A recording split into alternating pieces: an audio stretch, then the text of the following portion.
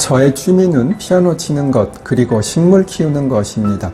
물론 유튜브에 보면 예쁜 강아지, 고양이도 갖고 싶지만 생명을 그리 잘 돌볼 자신도 없고 털 날리는 것 등도 싫어서 직접 키우지는 못하고 유튜브에 예쁜 강아지, 고양이를 화면으로만 보고 있습니다. 동물에 비해서는 식물이 훨씬 키우기 편하니 저는 많은 식물을 키우고 있습니다. 제가 지금은 조그마한 건물에 3개 층을 쓰고 있는데 층마다 많은 식물이 있습니다. 그런데 이상하게 5명의 변호사들, 5명의 직원들 눈에는 식물은 잘 보이지 않고 제 눈에만 보입니다. 식물이 싹이 나고 꽃이 피고 이런 것을 아무도 보지 못하고요. 어떤 때는 물을 안 줘서 시들어 죽어가도 아무도 모르고 저만 눈치챕니다. 서양란이 있는데 여름이 되니 다시 꽃을 피웁니다. 물론 처음 사왔을 때보다는 방향도 제각각이지만 제 눈에만 보이는 꽃사진 올려드릴게요. 사실을 적시해도 명예훼손이 될까요? 정답은 예스입니다. 물론 허위 사실을 적시해도 명예훼손이 되고 죄는 더 중하지만 진실인 사실을 적시해도 명예훼손이 되는 것입니다.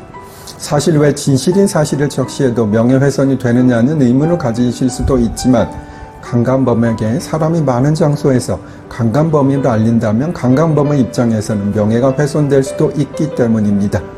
명예라 함은 사회적 지위 또는 가치에 대한 평가를 말합니다. 그리고 정보통신망 이용 촉진 및 정보 보호 등에 관한 법률, 간략히 말하면 정보통신망법이라는 특별법상 명예훼손죄도 있습니다. 이는 정보통신망, 예를 들어 인터넷으로 명예훼손을 하는 경우에 적용되는 것입니다.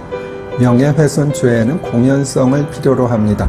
다음 쇼츠로 오세요. 전의 쇼츠에서 이어집니다. 공연성이라 하면 불특정 또는 다수인이 인식할 수 있는 것을 말합니다.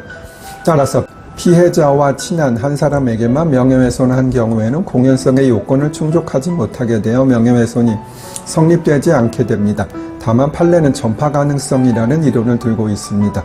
즉 1인에게 말을 했더라도 만약 그 사람이 다수인에게 전파할 수 있는 가능성이 있다면 공연성 요건이 충족된다는 것입니다. 그러나 이것은 그 1인이 과묵한지 말이 많은지에 따라 결정될 수 있는 이상한 논리라는 비판을 받기도 합니다. 실무에서는 과묵한지 말이 많은지 보다는 위의에서 피해자와 친한 사람이라면 피해자에 대한 험담을 다른 사람에게 전파할 가능성은 별로 없다는 관점에서 논해지긴 합니다. 가끔 소송 과정에서 피고가 원고의 험담을 많이 했다는 이유로 명예훼손죄로 고소하고 싶다는 상담을 받습니다. 그러나 통상은 명예훼손이 되지는 않습니다. 소송 과정에서 제출한 문서는 상대방과 담당 재판부, 상대방의 변호사, 본인의 변호사 등이 보는 것인데 변호사나 판사 모두 직무상 알게 된 비밀을 엄수할 의무가 있어 불특정 또는 다수인에게 사실을 적시했다고 볼 수는 없기 때문입니다. 명예훼손죄의 형량은 2년 이하의 징역 또는 500만 원 이하의 벌금으로 형이 높지는 않습니다. 그리고 실무적으로 매우 심한 경우가 아니라면 벌금형이 주로 선고되기는 합니다. 그리고 허위 사실을 적시한 명예훼손죄는 형량이 조금 더 높아져서 7년 이하의 징역, 10년 이하의 자격정지 또는 1천만 원 이하의 벌금에 처하게 되어 있습니다. 다음번에는 집단 명예훼손에 대해 설명드릴게요. 집단 명예훼손이 될까요? 예를 들어 서울고등법원 판사, 서울대학교 법과대학 교수들과 같은 경우도 집단 명예훼손의 대상 내지 피해자가 될 수 있습니다. 다만 국가 또는 국가기관은 명예훼손의 대상이 될 수 없다고 판례가 설치하고 있습니다. 판례를 좀 읽어드릴게요.